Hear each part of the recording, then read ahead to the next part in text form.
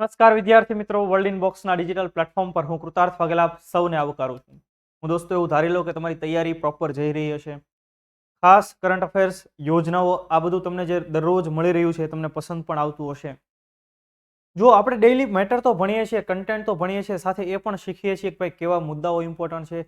દરેક મુદ્દામાંથી ક્યાંથી સવાલ પૂછાય અને કેવો સવાલ પૂછાય એ પણ આપણે ભણીએ છીએ.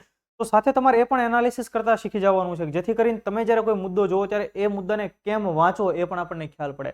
તમે જ્યારે મેગેઝિન વાંચો ત્યારે તમે જે તે મુદ્દાની અહેમિયત કેટલી છે એ પણ તમે સમજી શકો. બરાબર, ચાલો ભણશું તો ખરા જ તે આપણે, એ તમને યાદ પણ રહી જશે. ક્લિયર? તો આજનો આપણો સેશન આપણે શરૂ કરીએ. જે લાસ્ટ સેશનમાં તમને એક સવાલ પૂછેલો એ સવાલનો જવાબ પણ તમને આપી દઉં. તો સવાલ એવો હતો કે સ્ટાર્ટઅપ 20 વિશે નીચેના વિધાનો ચકાસો. હવે અત્યારે ભારત G20 નું પ્રેસિડેન્ટ છે. બરાબર, ભારતની પાસેની અધ્યક્ષતા છે 1 વર્ષ માટે.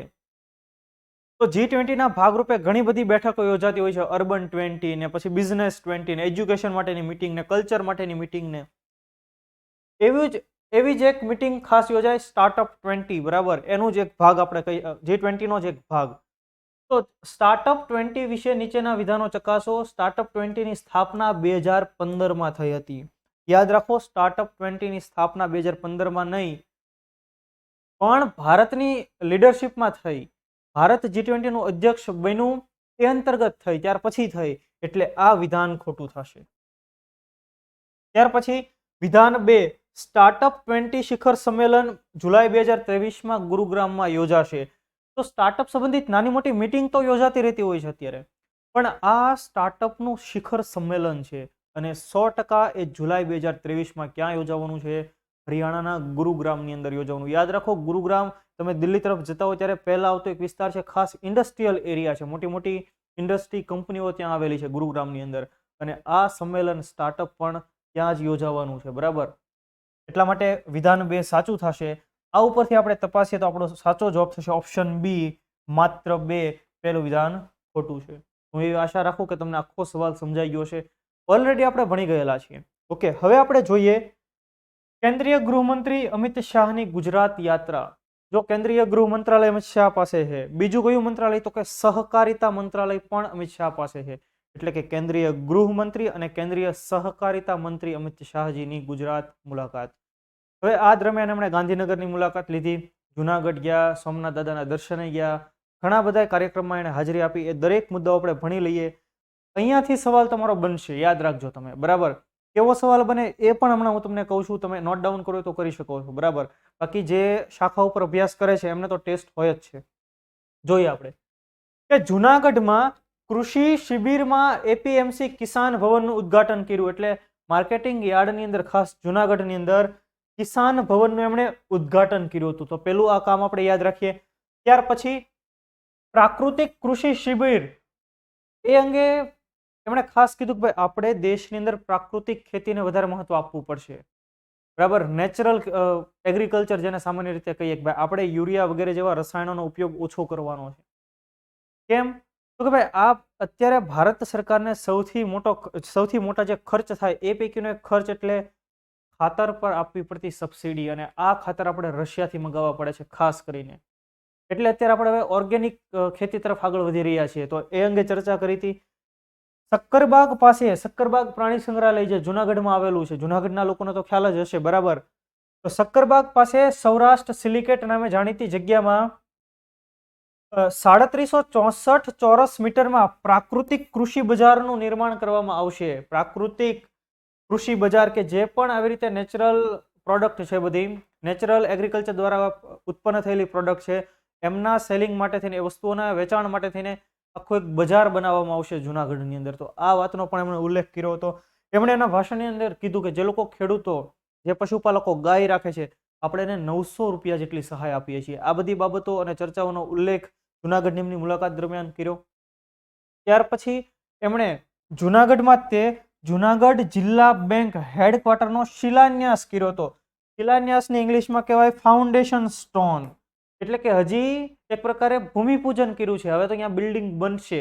બન્યા પછી જે થાય એને ઉદ્ઘાટન કહેવાય. તો આ જે છે કિસાન ભવન, એનું હવે ઉદ્ઘાટન થયું. એટલે તમે અહીંયા જોઈ શકો છો એમ તો. બરાબર, જ્યારે જે શરૂઆત હોય ત્યારે આપણે એને કહીએ ફાઉન્ડેશન સ્ટોન, શિલાન્યાસ. ખ્યાલ આવશે. જુનાગઢ જિલ્લા બેંક હેડક્વાર્ટર. બંને મુદ્દાઓ યાદ રહ્યા. હવે સોમનાથ મંદિરના દર્શને ગયા તેઓ, બરાબર. એમની સાથે સોમનાથ ટ્રસ્ટની એક મોબાઈલ એપ્લિકેશનનું પણ એમણે લોન્ચ કરી હતી. કોણે? ગૃહમંત્રી અમિત શાહજીએ. ત્યાર પછી તેઓ ગુજરાત સેન્ટ્રલ યુનિવર્સિટીના દીક્ષાંત સમારોહની અંદર એમણે હાજરી આપી ગાંધીનગરની અંદર. તો એ મુદ્દો યાદ રાખીએ, કઈ યુનિવર્સિટીના દીક્ષાંત સમારોહમાં હાજરી આપી હતી એ પણ યાદ રાખીએ. અને ગાંધીનગર સિવિલ હોસ્પિટલમાં એમણે નિઃશુલ્ક વિના મૂલ્ય અપાતા આહાર કેન્દ્રનું પણ લોકાર્પણ કર્યું, એટલે કે લોકોને અર્પણ કર્યું આહાર કેન્દ્ર, કે જ્યાં ઘણા બધા લોકો એક સાથે હવે ફ્રીમાં વિના મૂલ્યે ભોજન પણ લઈ શકશે. ખ્યાલ આવે છે તમને? એની સાથે એમણે એક બીજો જે ઉલ્લેખ કર્યો એ પણ આપણે જોઈએ કે organic products and export, organic product, બરાબર, એને પ્રમોટ કરવા માટે નેશનલ લેવલ મલ્ટી સ્ટેટ કોઓપરેટિવ્સની પણ મંજૂરી આપવામાં આવેલી છે. 3 અલગ અલગ ખાસ કોઓપરેટિવ સહકારિતાની મંજૂરી મળેલી છે. ખાસ આપણે ડિટેલ જોઈએ કે જો મલ્ટી સ્ટેટ કોઓપરેટિવ સોસાયટી, બહુ રાજ્ય સહકારી મંડળીઓ, બરાબર, આપણી અમૂલ છે કેવી સંસ્થા છે? સહકારી મંડળી, સહકારી સંસ્થા છે, કોઓપરેટિવ ઓર્ગેનાઇઝેશન છે.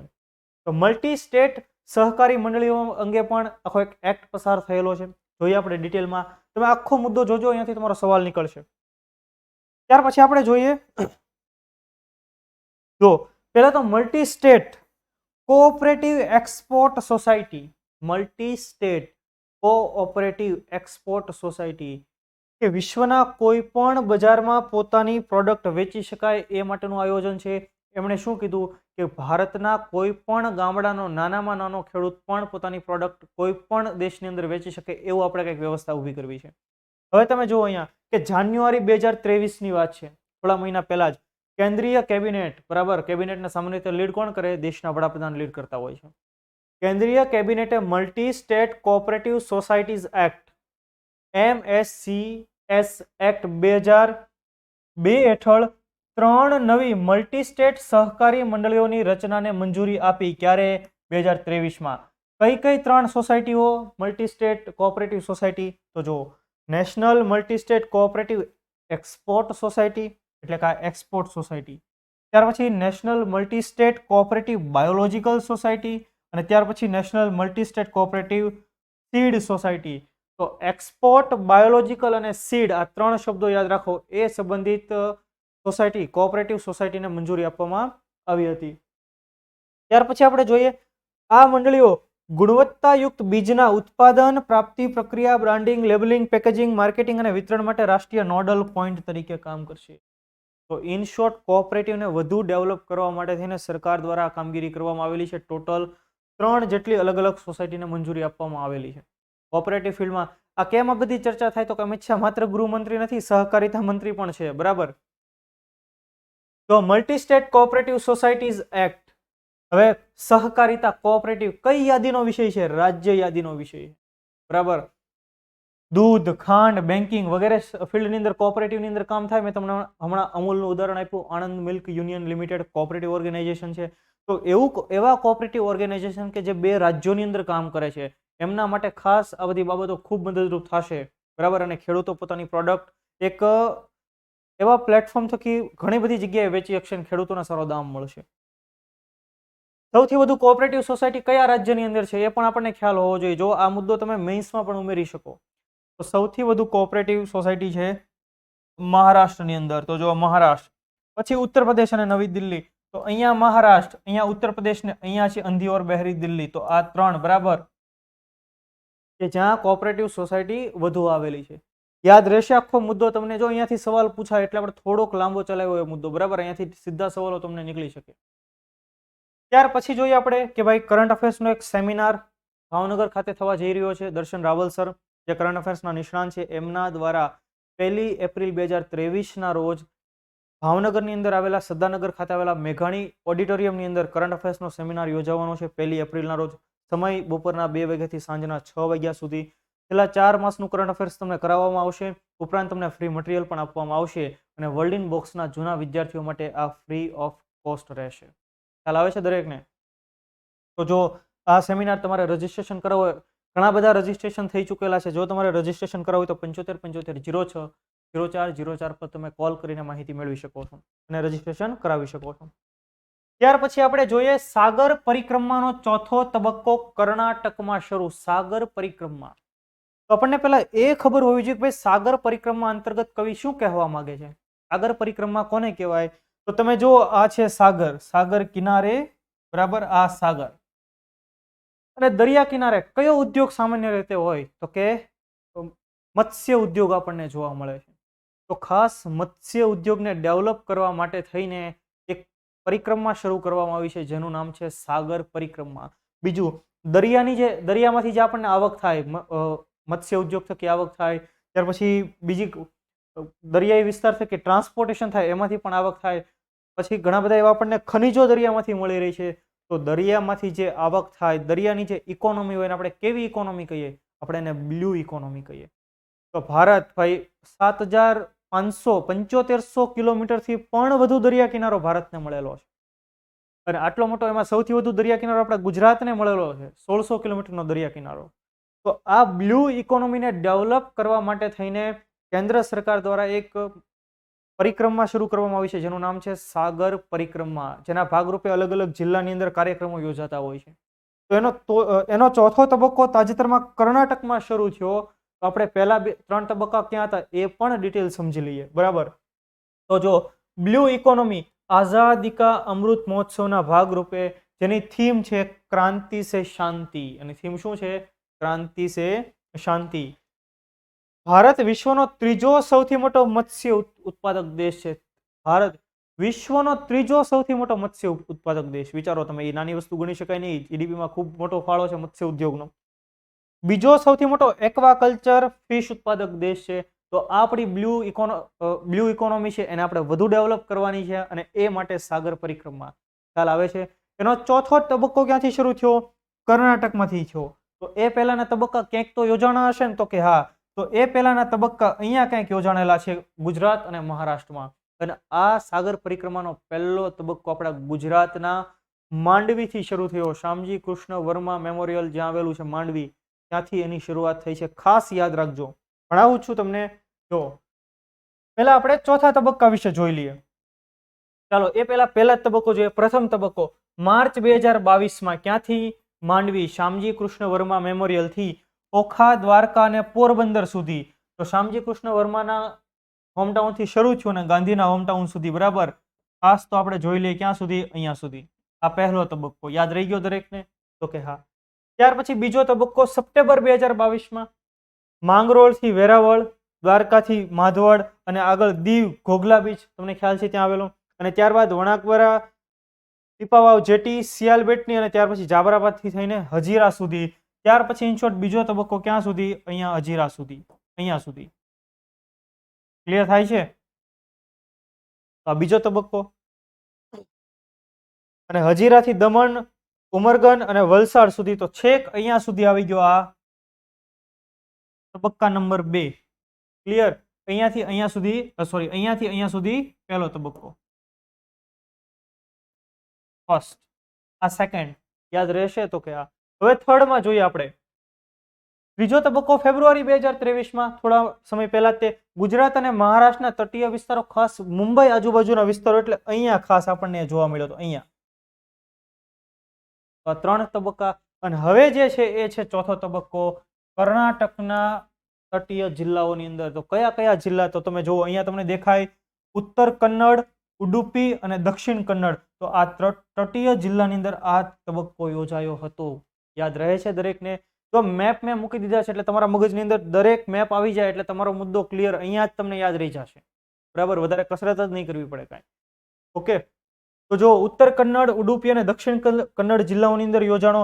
આ કાર્યક્રમમાં કેન્દ્રીય મત્સ્ય ઉદ્યોગ, પશુપાલન અને ડેરી મંત્રી કોણ છે ભાઈ? આપણે ગુજરાતી પુરુષોત્તમ રૂપાલા સાહેબ, એમણે પણ હાજરી આપી હતી. પ્રધાનમંત્રી મત્સ્ય સંપદા યોજના, એના લાભાર્થીઓને લાભ પણ એનાયત કરવામાં આવ્યા હતા. ખાસ બ્લુ ઇકોનોમી માટેનો કાર્યક્રમ એટલે સાગર પરિક્રમા. યાદ રહેશે દરેકને? પ્રોપર રીતે યાદ રાખી લેજો. સીધા તમને કોઈ પણ સવાલો પૂછાય, આવડી જવો જોઈએ. આમાંથી સવાલ પૂછાય, બરાબર, કે ભાઈ સાગર પરિક્રમાના પહેલા તબક્કાની શરૂઆત ક્યાંથી થઈ હતી? તો કે માંડવીથી. માંડવી નો તેની બદલે બીજું શું કહી શકે? ભાઈ શ્યામજી કૃષ્ણ વર્મા મેમોરિયલ સ્થળ જે છે એક ત્યાંથી એવી રીતે પૂછી શકે, બરાબર. તો આવા કોઈ પણ અટપટા સવાલ પૂછે તો આપણને ખ્યાલ હોવા જોઈએ. ક્લિયર થાય છે દરેકને? ત્યારબાદ જોઈએ વ્લાદિમીર પુતિન વિરુદ્ધ ધરપકડ વોરંટ જારી. પુતિન સાહેબ ભાઈ દાંત કાઢે છે, બરાબર. ભારતના ખાસ મિત્ર પુતિન, નરેન્દ્ર મોદીના ખાસ મિત્ર. ભારત અને રશિયાની જોડી જય વીરુની જોડી છે કે 7 અજूबे इस दुनिया में 8वीं अपनी जोड़ी तोड़े से भी नहीं तूटे ये धर्मवीर की जोड़ी. એને પુતિનની સામે પાછું ધરપકડનો વોરંટ. હવે એનું કાંઈ થાય એવું છે નહીં, એટલે દી દાંત કાઢે છે. જો ને મજાક થઈ ગઈ યાર, બરાબર. તો કેમ ધરપકડ વોરંટ? અને આ પુતિનની સામે ધરપકડ વોરંટ કાઢનાર કોર્ટ કઈ છે ભાઈ? તો યાદ રાખો, international criminal court. International court of justice નહીં. ખાસ પહેલા એ તમે જોઈ લો, પછી હું કામ ધરપકડ વોરંટ એ હું તમને કહી દઉં. ઇન્ટરનેશનલ ક્રિમિનલ કોર્ટ એમના દ્વારા પુતિનની સામે ધરપકડ વોરંટ કાઢવામાં આવ્યો. કેમ? તો કે ભાઈ પુતિને યુક્રેનની અંદર એક તો યુદ્ધ કર્યું, ત્યાં ઘણા બધા લોકોની હત્યાઓ થઈ, ઘણા બધા લોકોના મૃત્યુ થયા, અને બીજું કે યુક્રેનના જે વિસ્તારો રશિયાએ કબજે કરી લીધા ત્યાંથી ઘણા બધા બાળકોને રશિયા મોકલી દેવામાં આવ્યા. એટલે એવું કે ભાઈ એણે બાળકોનું અપહરણ કર્યું છે અને આમ માનવ અધિકારોનો ભંગ કર્યો હોવાથી ઇન્ટરનેશનલ ક્રિમિનલ કોર્ટ, ફરીવાર બોલું છું, ઇન્ટરનેશનલ કોર્ટ ઓફ જસ્ટિસ નહીં, ઇન્ટરનેશનલ ક્રિમિનલ કોર્ટે પુતિનની વિરુદ્ધ ધરપકડ વોરંટ જારી કર્યો. તો આનાથી શું થાય? તો જેટલા પણ સભ્ય દેશો છે ઇન્ટરનેશનલ ક્રિમિનલ કોર્ટના, 123 સભ્ય દેશો છે, અને મજાની વાત એ કે ભારત એનો સભ્ય દેશ નથી. તો 123 સભ્ય દેશોમાંથી કોઈ પણ દેશની અંદર પુતિન હાજરી આપે એટલે જે તે દેશની ફરજિયાત જવાબદારી બને કે પુતિનની ધરપકડ કરી લેવાની. હવે આ કેવી મજાક થઈ ગઈ? આ શક્ય બને? કોઈ દિવસ બને. એટલે તે અમુક ખાસ નિષ્ણાંતોએ શું કીધું કે આ ધરપકડ વોરંટ માત્ર ને માત્ર કાગળનું ફરફર્યું છે, જેનું કાંઈ થાય એમ નથી, બરાબર. અને રશિયાએ એમ જ કીધું કે ભાઈ આ એક માત્ર કાગળ છે, રદ્દીભર કાગળ છે, બીજું કશું જ છે નહીં. અને વાસ્તવિકતા પણ એ છે કે પુતિનનું કશું જ થાય નહીં. તો જો સભ્ય દેશો 123 યુક્રેન યુદ્ધમાં અપરાધ કરવા બદલ, બાળકોનું અપહરણ કરવા બદલ પુતિન સાહેબની વિરુદ્ધ ધરપકડ વોરંટ, અને છતાંય તે ये मुस्कुरा रहे हैं, इतना जो मुस्कुरा रहे हो, બરાબર. તો એ મુસ્કુરાઈ રહ્યા છે. તો આપણે ઇન્ટરનેશનલ ક્રિમિનલ કોર્ટ વિશે જોઈ લઈએ અને સાથે ઇન્ટરનેશનલ કોર્ટ ઓફ જસ્ટિસ વિશે પણ જોઈ લઈએ, બરાબર. બંને અલગ અલગ છે, યાદ રાખજો, મજા આવશે તમને. આપણને બધી એમ જ લાગે બધું એક જ છે, તો કે નહીં. ઇન્ટરનેશનલ ક્રિમિનલ કોર્ટ એની સ્થાપના થઈ છે વર્ષ 1998માં થયેલી રોમ સંધિ મુજબ, જુલાઈ 2002માં. 1998માં રોમ સંધિ થઈ. રોમ ક્યાં આવેલું છે? ઇટાલીની અંદર આવેલું એમ કહી શકાય, બરાબર. તો 98માં સંધિ સાઇન થઈ, રોમ સંધિ. તે અંતર્ગત જુલાઈ 2002 ની અંદર ઇન્ટરનેશનલ ક્રિમિનલ કોર્ટની સ્થાપના. યાદ રહી ગયું? તો કે હા. સભ્ય ન હોય તેવા દેશ કયા કયા છે? તો કે ભારત એનો સભ્ય નથી, અમેરિકા એનો સભ્ય નથી, ચીન પણ એનો સભ્ય નથી, ઇઝરાયલ પણ એનું સભ્ય નથી. તો આપણે ખાસ અમુક દેશ જ ધ્યાને લીધા. એનું હેડક્વાર્ટર ક્યાં આવેલું છે? નેધરલેન્ડના હેગની અંદર. જો આ છે આખો દેશ નેધરલેન્ડ, ખૂબ પ્યારો મજાનો દેશ છે. હું ગયો નથી ભાઈ, બરાબર, પણ આપણે વિડીયો વગેરે જોયો એટલે આપણને ખ્યાલ હોય. નેધરલેન્ડ એનું કેપિટલ યાદ રાખો, ધ હેગ એનું કેપિટલ નથી ભાઈ. નેધરલેન્ડનું કેપિટલ છે એમ્સ્ટરડમ. કયું? એમ્સ્ટરડમ. એવા બીજા શહેર છે, રોટરડમ, જો અહીંયા રહ્યું રોટરડમ, એ પણ એનું શહેર છે. અહીંયા એનું કેપિટલ એમ્સ્ટરડમ. ત્યારે ધ હેગ અહીંયા આવેલું છે, જો દરિયા કિનારે દેખાઈશ તમને, આ છે ધ હેગ. ક્લિયર થાય છે દરેકને? હવે આ વાત થઈ ઇન્ટરનેશનલ ક્રિમિનલ કોર્ટની. હવે આપણે વાત કરીએ international court of justice, ICJ. તમને નામ પણ લખી દઉં, ઇન્ટરનેશનલ કોર્ટ ઓફ જસ્ટિસ. એ પણ ધ હેગમાં આવેલી છે, નેધરલેન્ડના. પણ એ યુનાઇટેડ નેશન્સ, સંયુક્ત રાષ્ટ્રની એક સંસ્થા છે. તેની સ્થાપના 1945માં થયેલી છે.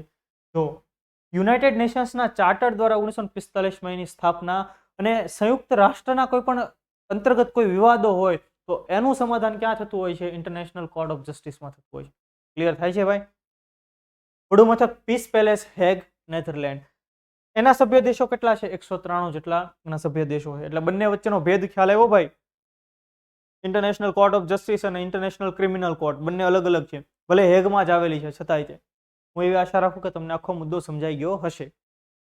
ત્યાર પછી ભારતીય ઉચ્ચ શિક્ષણ મીટ અથવા તો summit 2023 higher education Indian higher education meet 2023 કાંઈ વાંધો નહીં, ક્યાં યોજાણી ભાઈ? બાંગ્લાદેશના ઢાકામાં યોજાય. કેમ આવું બધું આયોજન કરવું પડે? તો કે આપણે વિદેશમાં જઈને કહેવાનું છે કે ભાઈ ભારતની અંદર તમે ભણવા આવો. આપણે ભલે અહીંયા રહેતા હોય, આપણને ખબર કે આપણી એજ્યુકેશન સિસ્ટમ કઈ રીતે ચાલી રહી છે, પણ આવી વિદેશમાં આવી કોન્ફરન્સ કરીને કહેવાનું કે તમે ભારતની અંદર ભણવા આવો. જો આપણે દિલ્હીની કેટલીક યુનિવર્સિટીની અંદર અફઘાનિસ્તાન કેવા બધા દેશના વિદ્યાર્થીઓ ભણતા હોય છે, બીજા ઘણા બધા ફોરેન યુરોપના કન્ટ્રીમાંથી પણ આવીને અભ્યાસ કરતા હોય છે.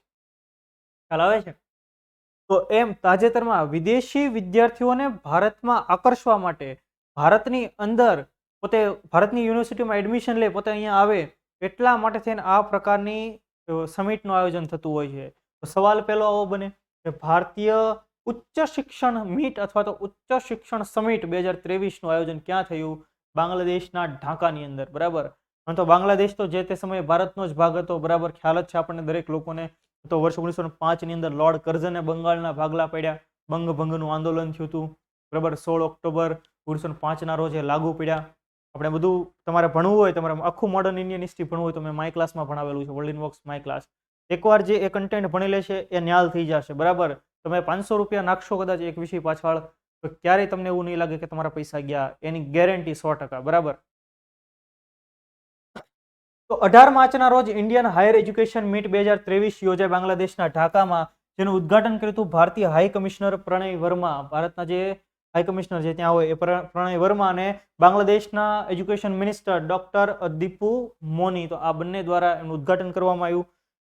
સ્ટડી ઇન ઇન્ડિયા કાર્યક્રમના ભાગરૂપે આ પ્રકારની સમિટ યોજાતી હોય છે. સ્ટડી ઇન ઇન્ડિયા, ભારત મેં પઢો, એ પ્રકારનું આયોજન. બરાબર.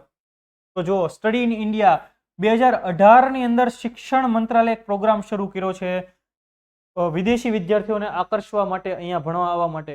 તો મેં તમને થોડા દિવસ પહેલા એક મુદ્દો ભણાવ્યો કે ઓસ્ટ્રેલિયાની ડેકન યુનિવર્સિટી છે એ એવી પહેલી યુનિવર્સિટી બની કે જેનું કેમ્પસ ગિફ્ટ સિટીની અંદર હશે, ગાંધીનગરના ગિફ્ટ સિટીમાં. બરાબર, એ મુદ્દો આપણે ભણી ગયા છીએ, એ સવાલ પૂછાય, તમને યાદ રાખજો. ક્લિયર થાય છે? તો વિદેશી વિદ્યાર્થીઓને આકર્ષવા માટેનો પ્રોગ્રામ એટલે સ્ટડી ઇન ઇન્ડિયા પ્રોગ્રામ, જેના ભાગરૂપે ભારતીય ઉચ્ચ શિક્ષણ મીટ ક્યાં યોજાણી? ઢાકાની અંદર. ક્લિયર? મુદ્દો આખો ક્લિયર થઈ ગયો હશે, હું આશા રાખું. બરાબર. ભારત નેપાળ વચ્ચે ઇલેક્ટ્રિસિટી આપૂર્તિ માટે સહમતિ. ભાઈ વીજળી ઓલો રસિયો રૂપાળો રંગ રેલિયો રે, લાઇટ બિલ ભરતો નથી. બરાબર, ગીત બહુ વાયરલ થયેલું છે.